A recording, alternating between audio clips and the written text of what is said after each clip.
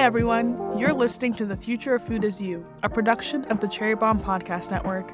I'm your host, Abena Anim-Somuah, and each week I talk to emerging talents in the food world, and they share what they're up to as well as their dreams and predictions for what's ahead. As for me, I'm the founder of the Eden Place, a community that's all about gathering people intentionally around food. I love this new generation of chefs, bakers, and creatives making their way in the worlds of food, drink, media, and tech. Today's guest is Maya Oren, a true creative. Maya is the brand experience manager for the Line Hotel in Washington, D.C., and the founder and visual director of her own brand, Mojalvo. She loves food, travel, photography, and sharing her experiences through her newsletter, On Holiday. I'm excited to chat with Maya about her journey and how food serves as a vessel for her creative endeavors. Some of you might know this, but Cherry Bomb started as a print magazine. I'm actually a contributor to the magazine, as is today's guest, Maya. I wrote a story on the iconic Edna Lewis for the Julia Child issue, and Maya wrote a story for the cookbook issue, which we talk about later in the show. Each issue of Cherry Bomb is thick and beautiful, and chock full of stories to read, beautiful photos to gaze at, and recipes from your favorite food folks. So pick up a copy at your favorite bookstore or magazine shop, or head to cherrybomb.com to order a back issue or the brand new one. Thank you to Kerrygold for supporting The Future of Food Is You. Kerrygold is the iconic Irish brand famous for its rich butter and cheese made in Ireland with milk from grass-fed cows. Let's talk butter first. There's a Kerrygold butter for all of you out there. From soft and spreadable butter in a tub to sticks of salted or unsalted. A perfect measurement option for foolproof cooking. There's a Kerrygold butter blended with olive oil, which is about to become your pantry essential. My go-to is the traditional block of Kerrygold unsalted butter foils. Perfect for baking because of that higher butter fat content and because I can control the amount of salt in the specific recipe. Then there's Kerrygold cheese. The options go way beyond their classic Irish cheddar. There's Kerrygold Blarney cheese, which is a Gouda style. Kerrygold Dubliner, sweet and nutty with a bite similar to aged Parmesan. Kerrygold Skellig, a tangy take on cheddar. And the rich and delicious Kerrygold Cashel Blue farmhouse cheese. For the best cheese board, just accompany these with some grapes, your favorite crackers, and some funky jams for contrasting vibes. You're all set.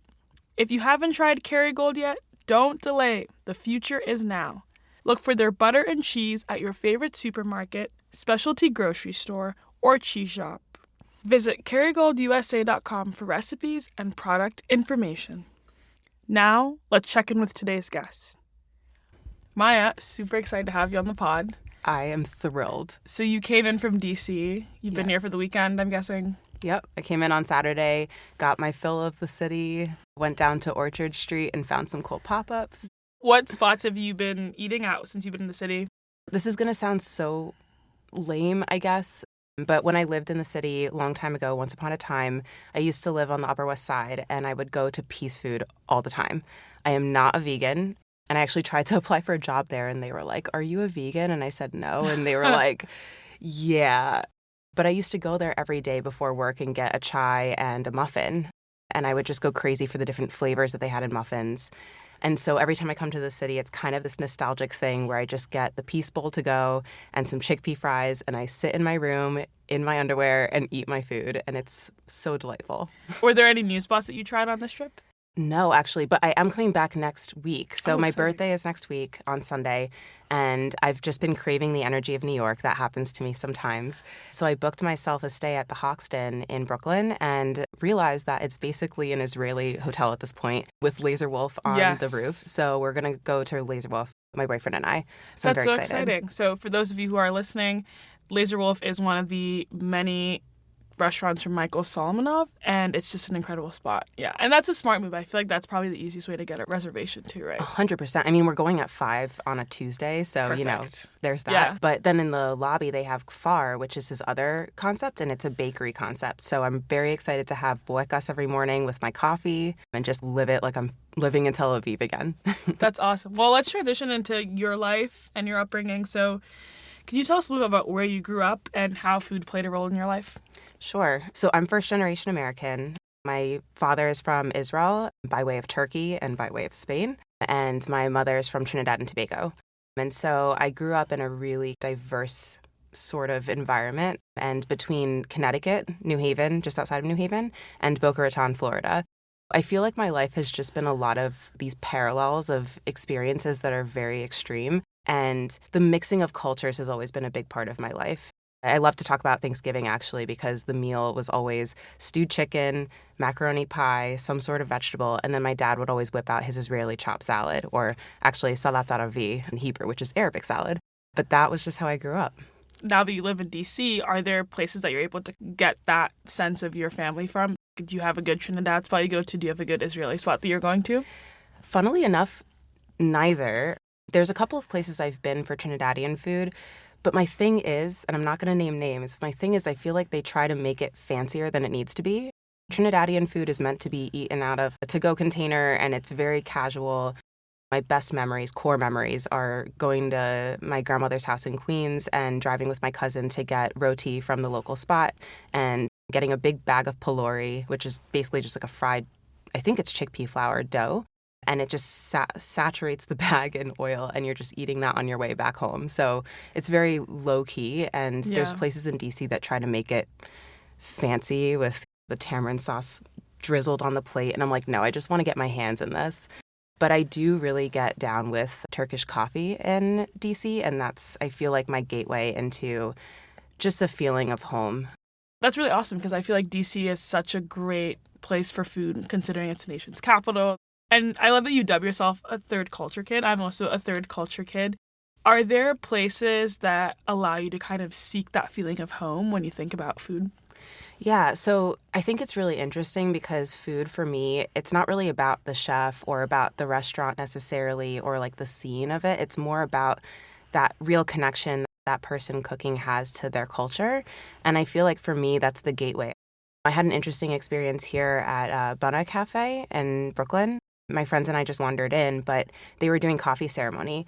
It was a little bit theatrical and a little bit cringy, but there was a moment with it that I was just thinking, I feel so immersed in this, and the environment felt very warm, and you could smell the coffee being brewed, and it's that really gets me excited about food and feels like this way to hear this language that you feel only privy to with food. Yeah, I think food is just a great gateway for people to experience emotions. Yes. And be in touch with particular senses of nostalgia, especially when home can be so many different places for you. So let's transition into, I guess we'll dub it your creative brand, Mojalvo. I love the name. Thank you. What inspired the name? If you can't tell, I'm obsessed with heritage and culture and ritual. And so Mojalvo is actually my middle name, Ojalvo, which is my family's name. It's the Turkish last name. And I think it even dates back to Spain, because when I was living in Barcelona, I saw Ojalvo written on, it was graffitied onto something. And I was like, that's crazy.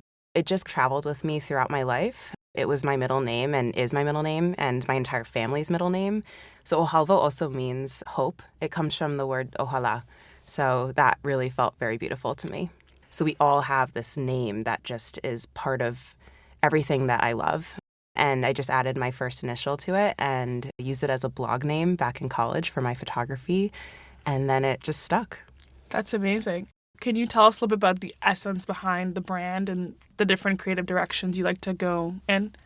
Sure. So I think it really stemmed from photography. I've always had a love for documenting my life. And so ever since I was a little kid, from the age of 11, I had a camera on me. Before that, I was writing in diaries. And it was just very important to really depict what was around me. And so photography felt like an easy way to do that. And as I brought it into more of a business model, the creative direction is really about visual storytelling. And it's about showing people what's behind a brand, the essence of a brand, what makes it what it is. And that is made up of all of those little stories that you might not see on the surface. I think what I've really enjoyed about your work is you specifically focus on culinary arts and travel. Yeah. What drew you to that specific niche in your creative direction? It's the culture. It's the ritual. It's the culture. It's that feeling of home that we just talked about. It's capturing all the little essences of that experience.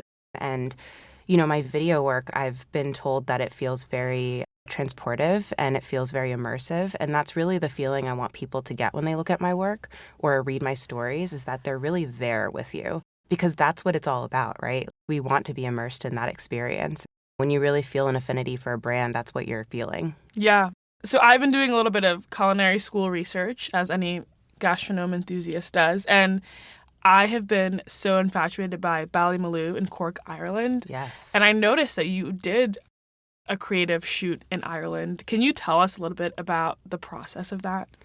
Yeah, so that was crazy. It was my last trip before the pandemic. It was in January 2020. And I was brought on by Brian Hart Hoffman, who is the editor-in-chief of Bake From Scratch. And he's incredible. Yeah. I write down quotes when I travel from people that I'm either traveling with or people that I meet. And his quotes are so funny. We all traveled together. It was, I think, 6 bloggers from all over the country, as well as Williams-Sonoma. Their team came, and it was also led by the Tourism Ireland group. And so the whole plan of the trip was to really show us the other side of Ireland. They didn't really want us to go and blog about the rolling green hills and the cows on the pasture and the, whatever, all the things that we think about when we think of Ireland. And I really was surprised. It was a shocking trip, and there was so much that I learned. And we did go to Ballymaloe, and we got to cook with Darina in her kitchen. A legend. Her kitchen is iconic. We learned how to make Irish soda bread, and it was just a really enriching and beautiful experience. And funnily enough, I like to call myself culinary adjacent. I actually wanted to go to her school, and I learned about it a couple of years ago. And so when we got to go on the itinerary, I was like, holy crap, I can't believe this is real life. And it's really bucolic. There are chickens running around, people picking up chickens and holding them as they talk to you casually. They're fermenting. They had a fermenting station that was basically just a trailer, and they had all different types of sourdoughs that were being started. It was such a cool experience. Yeah, it's like a bucket list. Like, I've started my little rainy day fun for it because I'm so enthralled and enthused by just how she's able to capture the essence of living life with the seasons, with food as this kind of center. So I think when I watched your video, it almost made it more exciting for me to go. I'm curious, how do you balance being immersed in an experience but also trying your best to record it? Because I feel like you had something similar with your El Camino travel video when you went to Colombia. Yeah. So I did yoga teacher training a couple of years ago, and we had to do a free writing experience where we just took pen to paper and wrote for 15 minutes, and it was a pouring of our souls. And I remember I was writing. I don't know what to say. And finally I wrote, I'm an observer of life. I observe. And I just started bawling. And there was this moment where I felt like, am I really living my life? Because I'm just taking pictures. I'm just taking video. I'm always behind the camera. And I felt like I wasn't immersing myself. And what I realized is actually that I live my life through capturing. That's how I see the world, and that's how I observe the world, right? But it's like, that does let me experience, and it has brought me to all these amazing places. And so, in Colombia too, it was just everything we were doing, I was capturing it, and it was so exciting. And one of my favorite stories from Colombia was we were in Cartagena, and we went to this volcano that's been dormant for years, and it has a bunch of mud in the top.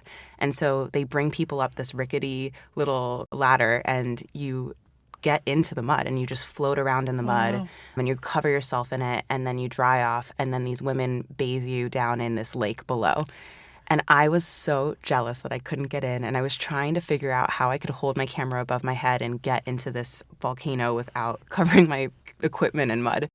And one of the travelers saw that I really wanted to do that, and she basically just pulled me over, and she was like, let me put some on your face.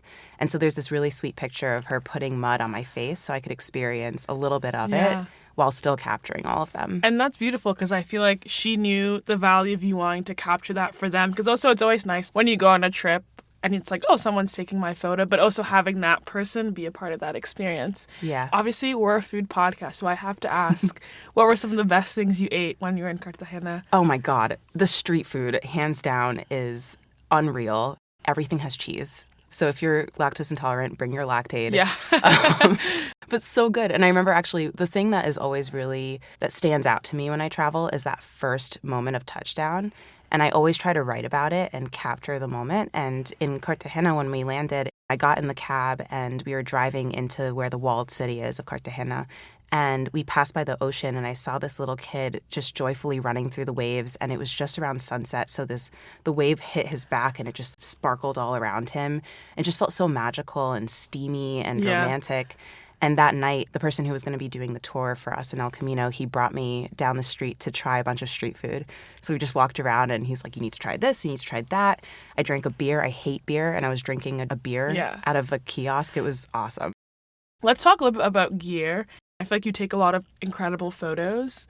What are some of the gear that you use? And then also, what advice you have for people to take better photos or just be more intentional about what they capture?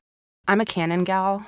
I've been actually debating moving to Leica, but that's a massive investment. That's a first-class upgrade. Yeah. Yo, it is real. But eventually I'll do it. I have about 4 or 5 Canon bodies that are just collecting dust. But my go-to are the Mark cameras. They're really incredible. But my thing always that I give as advice, if you're starting out or even if you just are someone that likes to take photos, it's not really about the equipment.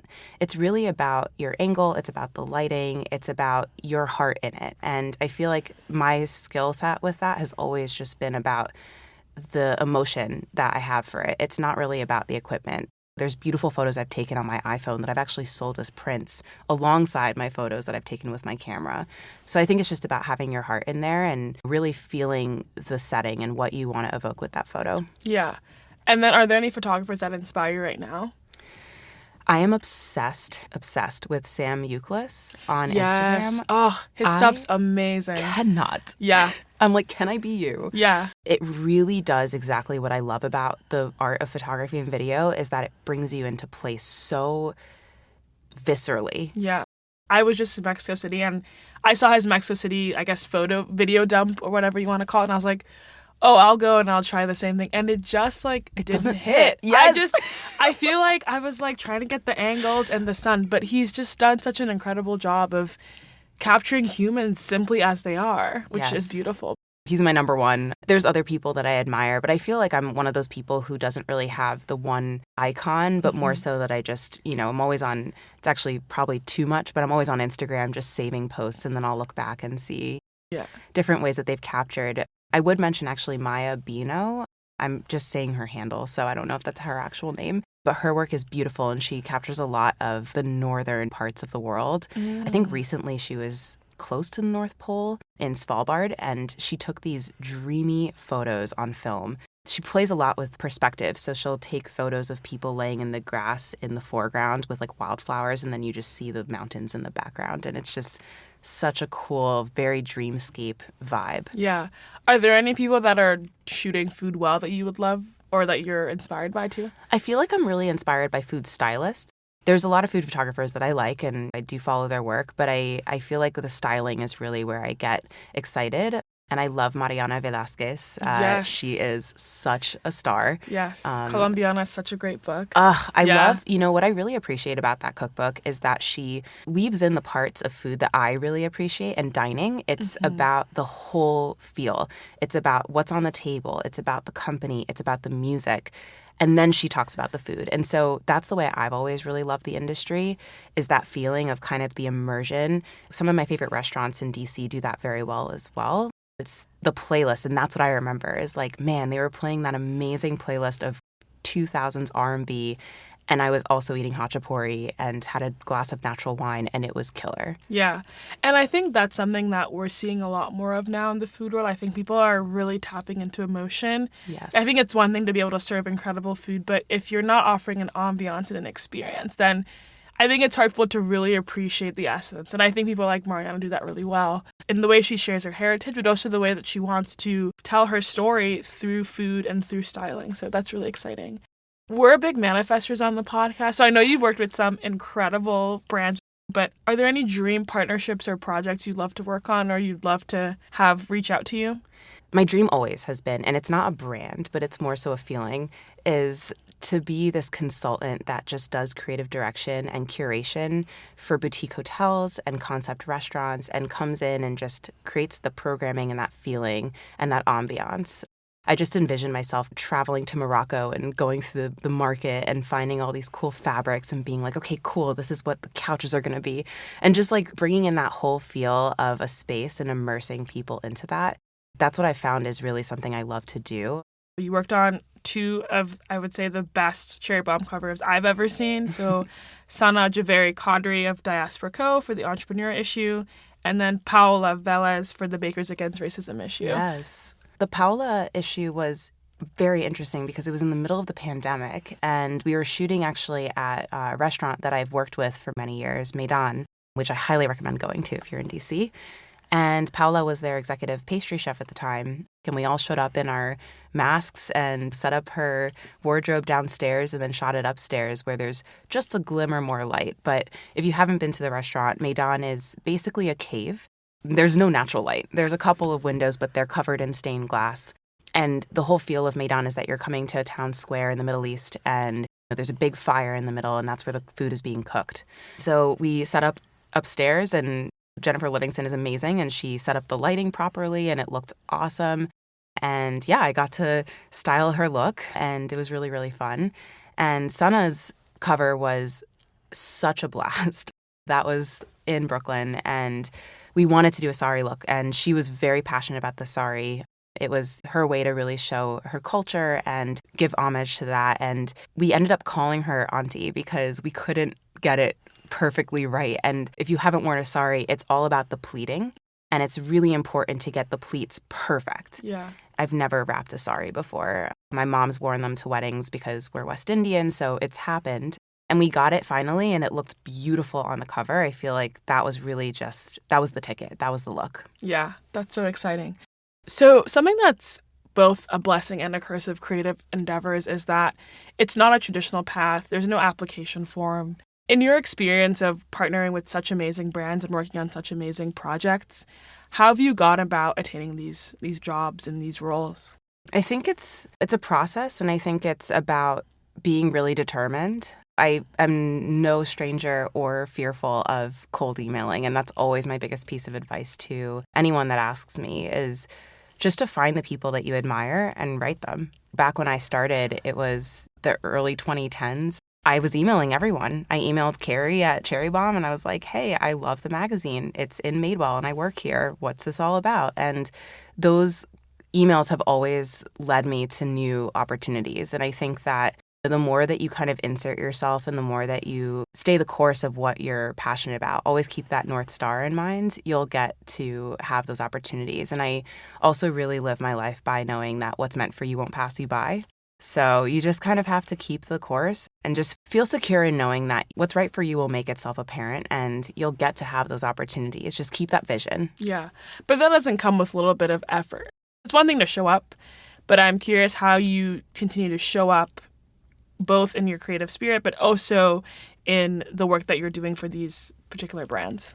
It's physically showing up, it's emotionally showing up, it's mentally showing up, it's all of those things together. And when someone can see that you're really engaged and really passionate, they're going to continue to want to engage with you and want to be a part of that journey. And so I'm always asking who someone might be able to connect me to. I'm always passing out, back in the day, my business card. Now it's just giving my Instagram handle. Yeah. But it's just a way to always stay curious as well and figuring out what the next step might be by asking those questions of people. And you never know who someone is connected to.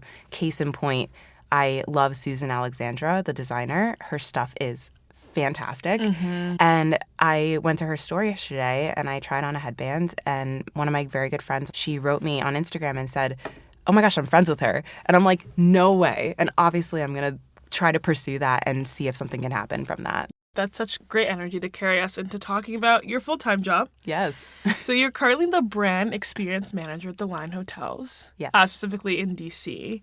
Can you tell us a little bit of what the role encompasses? Yeah, so it's definitely a new part of the industry. I think before it was pretty much a part of marketing. It still is.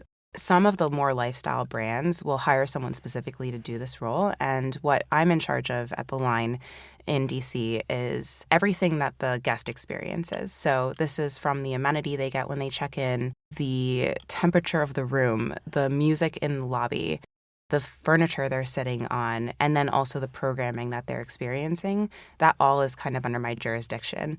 And so it's a really, really wide role. It takes basically all of my life But it's really fun and exciting to kind of put my feet in their shoes and think, if I was traveling here, what would I want to see and what would I want to experience? And it's a good exercise also of really showing a brand in its physical form, which is something I've always been very passionate about with the video and photo, is showing that brand experience. And so this is just that next step into it where it's really in the physical realm. Yeah, I also think it's a perfect role for you. I feel like you're a seasoned traveler, you're a third culture kid. You know what it means to travel for different circumstances, whether it's for family, whether it's for research, whether it's just for vacation. I'm really curious how you bring a lot of your life experiences into the standards that you set for guests. Oh, yeah. Much to my team's surprise, I feel like. But I'm someone who always pulls from my experiences and brings that in to how I do everything. I think that's really the sign of a good brand or a good experience, is having that personal touch. And so one of the programs I did actually in the summer was soca dance classes. And, we wanted to do something that was exercise related. And of course I could do yoga, which I did do, or I could do a Pilates class. But I thought that soca would be very special for DC because there's a really robust Caribbean culture and population in DC.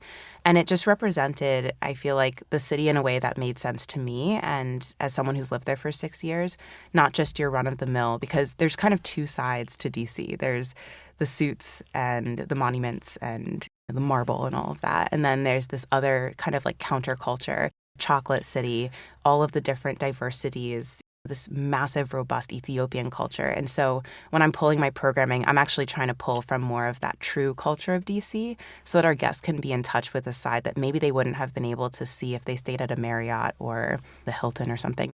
When it comes to food as it intersects with hospitality at the line, how does that look like for guests? Lifestyle brands, their whole thing is really bringing in a lot of different experiences. Perhaps it's a shop or it's a restaurant or a cafe. We have a restaurant in-house. We also have a cafe in-house. But I think the part that's more interesting to me is the amenity. I always try to find interesting ways to tie that in. One of my favorite examples of that was Jenny from Jenny's Ice Cream stayed with us at the line a couple of weeks ago. It was so cool. We ended up running into each other. I was grabbing my morning coffee and I saw her. She was staying with a friend who lives in Berlin but is of Iranian descent. And I immediately was like, okay, I need to get them pastries from Sherbat, which is an Azerbaijan bakery.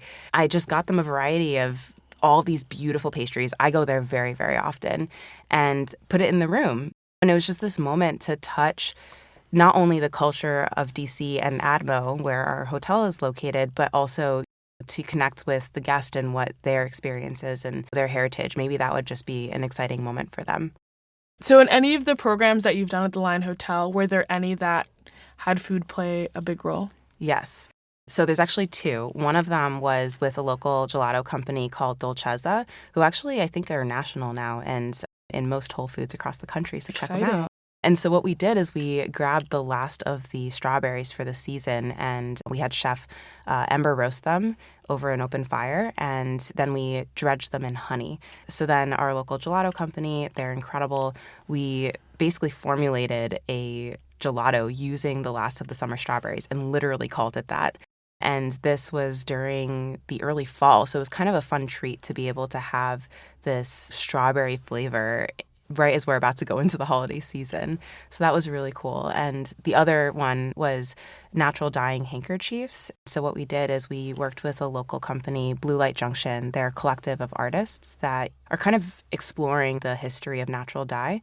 And so they grew a plot of land on our rooftop with indigo and marigold and all of these dye-producing products. And then we took food scraps from the kitchen and I invited staff up to dye these handkerchiefs. And that became part of the uniform. And sometimes I'll drop them off as a little bit of an amenity. So Jenny actually has one now. Wow, Jenny's got all the goods. So what normally goes into an amenity at the Line Hotel? So they're all different. It's very unique. I think generally we will do some sort of food and a drink, but if I know you personally or I've found that you're going to stay with us, I will research you and go deep into the Instagram or wherever you are online and then use that to inform what I'm putting in your room and hope that it delights you. Oh, that's amazing. Well, yeah. I can't wait to stay at the Line. I wonder what you're going to put in my little amenity.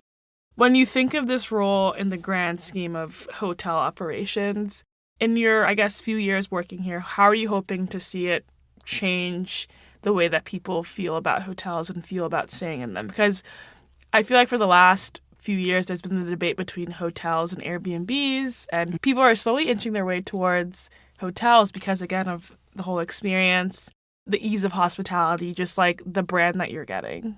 I'm seeing a lot of new brands popping up that are basically exactly straddling those two worlds of the Airbnb experience where you could stay in more of a group home with that lifestyle brand, boutique hotel, you're getting catered to type of energy. I think we are moving back to that because people want to be catered to when they travel. And the thing that's so beautiful about a brand that has the brand experience in it is that you do get to have that choose your own adventure. You can decide where you're going to eat, but it's all kind of housed within this one place. So it feels very safe, feels very cozy.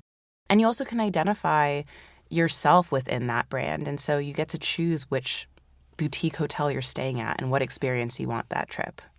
How are you hoping to see the line grow in relation to other hotel brands or boutique brands? So the line is unique because our model is to move into areas that maybe aren't the chosen places for hotels normally. You know, there are these neighborhoods that you just don't really travel to generally if you're staying somewhere. And so I think that's actually a very unique moment for them. And so I think that it would be great if they just continued to set their feet into places that are a little bit more unexpected, those second tier or third tier cities. And I think also just continuing to really center the brand experience, which we do really well, and having the operations team kind of move with that. If you're not in the industry, that's a very big challenge, is aligning the operations with the brand, and especially post-COVID, because there was this moment where operations is what you have to do. That's what we had to do to survive. And the brand experience fizzled out, and it wasn't as much of a focus for so many years. And so now that we're kind of incorporating that back in, it's really finding this marriage between the two and understanding how they speak to each other and how that then translates to the guest. Have there been any memorable stories or experiences you've had since you've been working at the line? So one of my favorite experiences was Bob's Dance Shop. They are a flash mob, and they call themselves the Flash Bob. That's cute. I love that. Yeah, so there are these four guys. They live, I think, between San Francisco and LA, between the four of them. And they are just fabulous. They are amazing people. They are just literally a bolt of sunshine. And I learned that they were traveling with Sophie Tucker to do their tour. And I was like, you guys have to stay at the line, and we have to do a flash bob. We surprised diners in the restaurant, and I think about 15 of us, and we practiced in this special secret location and learned this flash bob dance. And then we interrupted the diners at 7 p.m. and did this dance in the lobby, and it was so funny. Okay, people are like, yay, dinner with the show. Yeah. That's awesome. That's really cool. Yeah. Well, Maya, I feel like you do so much and do it at such an incredible bar, but I think I was first introduced to you by your article in Cherry Bomb. I think you're such an incredible writer, so I want to talk a lot about how writing has also been another medium for you to express creativity. So you have a Substack newsletter called On Holiday. I binge read it over the weekend. Fascinating. Probably cried a few times. Aww. But what inspired you to start writing? Yeah, writing, I feel like, was actually my first love. You know, it was the diaries when I was 6. I had a diary entry that my sister would read to me, recite to me, and make fun of me for because it was super dramatic. And I talked about my chest hurting and breaking my watch, and it was the worst day of my life. But I always just had this feeling like I needed to tell my story and tell the stories around me. And so On Holiday was birthed during the pandemic. It actually started out as a blog called Ronnie. And the idea is just how to live more of an intentional and a joyful life. I think that's my journey in life, is finding out how I can just approach the days with more joy, especially in a time where it was really hard. The pandemic, especially for people in our industry, just crushed. It was just, I remember when we went into the lockdown and I was like, what's going to happen to my business? What's going to happen to all of the industry that I work with and love so dearly? And it was a really crazy existential moment. And so writing this newsletter has really just been a source of finding those stories and telling those stories and discovering ritual and discovering traditions that can really bring a lot of intention into my life. The other really interesting part of it is, with On Holiday in particular, and my goal with it is being this first-generation American. My parents moved here, and my dad more so than my mom, but they really identify with being American. And so they've adopted this culture that's kind of like a non-culture. And I've found a lot of kind of frustration in that because I am such a lover of tradition and of ritual. And so in my adult years, it's been cobbling together all of these different traditions that make me feel joy. And it's having the croissant with a cup of coffee to stay at a cafe and really enjoying that moment and not rushing through the day, or having the Turkish coffee, or drinking the saffron tea, and lighting Shabbat candles. It's just all about those rituals and bringing that richness into my life. And by doing that, I hope to inspire others to do the same. Why do you think it's super important for us to center our lives around ritual? You know, I think that as a society, when you move away from ritual and from tradition, you almost lose a piece of yourself, and we lose a piece of humanity. And so it's really important for me, and that's something that I love to do when I travel, is really finding those little quiet moments that make up a society. And, you know, in Colombia, my favorite moment was when we were going to salsa dance classes and everyone was going salsa dancing. That was just what you did on a Sunday. But as we were driving there, I saw people sitting on their front patios just hanging out. They were drinking like a cup of juice or whatever and hanging out with their neighbors or their family. And in Trinidad, it's the same. It's relaxing. You're just relaxing. And we don't do that here as often. And so, yeah, I think it's like finding that piece, retrieving that piece of you that's a little bit more centered and quiet, and questioning it and investigating it. You called yourself culinary adjacent earlier, but I think what I really enjoyed about your writing was there was always small elements of food. You know, you talked about eating croissants in Paris, or you talked about the tea leaf experience that you had, or even talked about, like, you know, experiencing coffee, or how you've found a lot of stuff in your family through food. I'm curious how food has played a role in developing or enhancing your relationship to writing. Food is it's very sensual and it's very visceral. And I think that it's a really beautiful place to write from. And so I think that's why there's always that anchor of food, because it's just something that's very beautiful to describe. And it just dictates the story for me. This is so random. But my first thing that I did here was I went to this new location called the Red Pavilion that's owned by two women of Asian descent, one of which is a Chinese herbal medicine healer. And that's how I found them, because I'm also very obsessed with herbal medicine. And I ended up going to a show of this shamanic healer who's Siberian. Her name's Snow Raven, and she did this sound journey with us. And I started the night with a CBD cocktail. It was a mocktail, actually. And it just kind of centered me into the experience. And then at the end of the night, we were all humming together. And we did this beautiful communal prayer where we were all humming. And then she was singing on top of it with her kind of like ancient prayer. It was just such a transformative experience. But it was all of those layers together, because there was that cocktail moment. And then it just moved into this sound journey. So there's always those connections that I really love bringing together into the moment. That's really beautiful. And I want to talk a little bit more about your cherry bomb article. I feel like writing in cherry bomb is such a big step in any culinary adjacent or food person's life. What did you write about, if you want to tell our audience? Yeah, I saw the pitch submission for the cookbook issue, and it just immediately came to me that I needed to write about Naparima Girls. So Naparima Girls Cookbook is basically the most famous cookbook out of Trinidad and Tobago. It was created by a school, the Naparima Girls School. I think it was originally just brought together as a way to fundraise for the school and bring more money to them. And they sold so many copies, and now I think they're on, I don't even know what edition they're on, but they have a ton of editions. And the book actually goes for a lot of money now, especially the first edition, which I luckily have. It was my mother's, and I think she got it from my grandmother. And it's all tattered. It's pink. I love it because it's just all illustrations. There's no photos. And there's all these old ads from Trinidad as well in there. That's so cute. But it's just, what's really cool about it, this specific edition, and I have two, is one that my aunt got me a little bit later on, but this one that I go to a lot has all of these recipes that my mom used to cook from as we were growing up. All the pages are dog-eared and posted it up, and she has her notes in there from my grandmother. A lot of the recipes are, I think, within each family sort of adapted, and the joke in our family is the macaroni pie. Who makes the best macaroni pie between my mom's sisters? And they all have their own little spin on what they add to the recipe to make it theirs. Yeah, it's just been really fun, and Cooking through that once in a while is really great and just brings me a lot of peace and comfort. If you want to check out Maya's story, you can find it in issue 17 of the Cherry Bomb magazine. Do you have any big plans for holiday other than just writing? Yes, definitely. And it's funny that you asked because yesterday I was sitting in Viniero's, which I hadn't been to since 2014. Great spot. So many memories there. Yeah. And my best friend was with me, and we had just done the little route through Orchard Street, and we ended up in this no name, it probably had a name, but it wasn't anywhere to be seen, little shop that was all a collection of like Asian and Chinese goods. And they had all of these rabbit motifs because we're in the year of the rabbit. And it was just really fun to kind of like look through all of these pieces. And we walked over to Viniero's, and my best friend looked at me and he said, "You need to start a shop."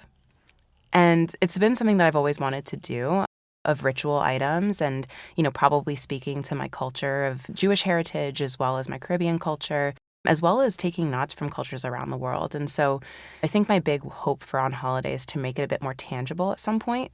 I would love to do an event series. I think it would be very cool to gather people and show them ways of dining that are different or experiencing life in different ways.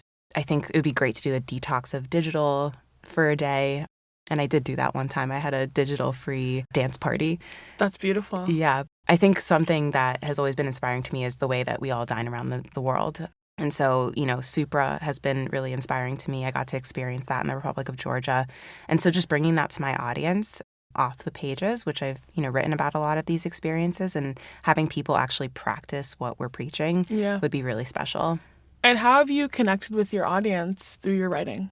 I feel like a lot of times it's just people coming up to me and saying that they read an article, and then we just get into a conversation about that article. I always love those conversations because it allows us to really elaborate on how they're bringing that ritual into their lives. And sometimes we actually even go for a coffee to stay. And that's really special. That's awesome. It's a nice way to slow down. Well, Maya, we're just about wrapping up, but we have a really awesome tradition here at the Future Food Is You podcast. We call it the Future Flash 5. Are you ready? Yes. Okay, awesome. The future of food styling. Creative, loose, local. The future of creative direction. Personal, relatable. The future of food writing. Anecdotal and immersive. The future of hospitality. This one's a loaded one for me, I think, because I'm just a little bit too close to it. But I think the future of hospitality is about lifestyle and it's about layers. The future of food travel. Ask a local and finding the gems that you find along the way. I love that. Maya, thank you so much for this conversation. It was such a joy. I've learned so much. If we want to keep supporting you, where are the best places to find you? I feel like the source of all of it is Mojalvo, my Instagram. And from there, you can just go to my link tree and you'll find everything you need to see. Amazing. Thanks, Maya. Thank you so much. You've reached the mailbox of the Future of Food Is You podcast. Please leave a message after the beep. Maya, you, dear, are magic. I know you know this intimately by now. I hope that you are dancing and singing and using your voice to share your stories. I hope that you are still writing and making art. I hope that you are finding ways to be with the earth daily and continuing to build rooted communities all around you. I hope that you still center joy and celebration in your life because life is nothing without celebration. I hope that you have that peaceful space that you've envisioned, filled with sunlight and books and flowers and a loving family that nurtures you deeply. You have so many dreams and aspirations, and I suspect that you know by now that it always works out even better than you could imagine. And time is always on your side. So if you've published the book, created that space, or finally launched the lifestyle brand, know that no matter what, you are magic. Keep breathing deep, girl. Keep connecting and trusting your inner knowing, and continue to let her guide you. That's it for today's show. Do you know someone who you think is the future of food? Tell us about them. Nominate them at the link in our show notes, or leave us a rating and a review and tell me about them in the review. I can't wait to read more about them. Thanks to Kerrygold for sponsoring the show. Visit kerrygoldusa.com for more. The Future of Food Is You is a production of the Cherry Bomb Podcast Network. Thanks to the team at CityVox Studios, executive producers Carrie Diamond and Catherine Baker, and associate producer Jenna Sadhu. Catch you on the Future Flip!